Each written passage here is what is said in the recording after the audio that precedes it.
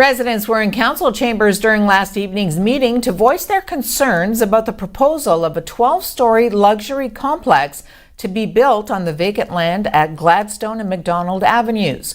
This complex, which will be geared to our aging population, is slated to have 90 units, as well as some common areas such as an exercise room and community kitchen.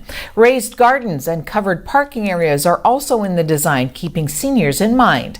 Neighbors to the current empty lot, used as a snow removal site for the last 30 years, voiced concerns, though, such as ambience, aesthetics, vibration damage to their aging homes, traffic increases, sightlines, and overall lack of blending in with the older houses in the neighborhood. Some solutions offered included choosing a different site for the complex, or at least having council defer the decision to allow residents more time to communicate with the developers, who held an open house in March with a turnout of only 13 people. Despite all the concerns, and after a lengthy conversation between council members, city staff, developers, and the opposing residents, City Council, with the exception of Councillor Vezo Allen, voted to go ahead with the project, which currently doesn't have a start date. Council also unanimously voted to disable advanced green lights in the city from 9 p.m. until 6 in the morning to lower unnecessary idling and wait times when there's only one vehicle at an intersection. Also, any new stop signs put up during construction where lights are removed will have flashing lights above them for a minimum of 1 year. Ontario's recreational cannabis stores opened for business yesterday, but fewer than half of the government licensed outlets were ready.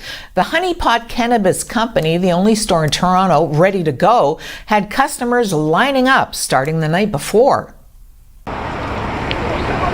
I've been here since 10 p.m. last night, so about 10 hours. I wanted to be one of the first people to buy weed legally from a retail store. So for me, it's kind of like a history in the making kind of thing. We got a full house in here. We have a lineup. It's everything that we could ask for. Things are running smoothly. So far, the feedback from the customers has been positive. Everything we ordered has come through, and we're happy with the supply. And we know that the OCS is working towards getting more supply and continuously growing those relationships with the LPs to make sure that the supply is continuous. I think that there's a lot of disappointment. We had such great potential to be open for business and a market that would ensure safe and fair access.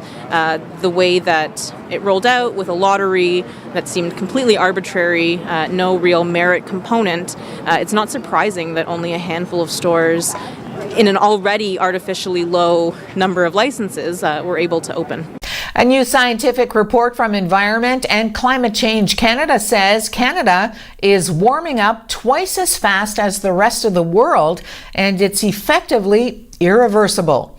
The report is the first in a series of scientific assessments the department is producing, and the first that zeroes in on the changes Canada is seeing as a result of global warming.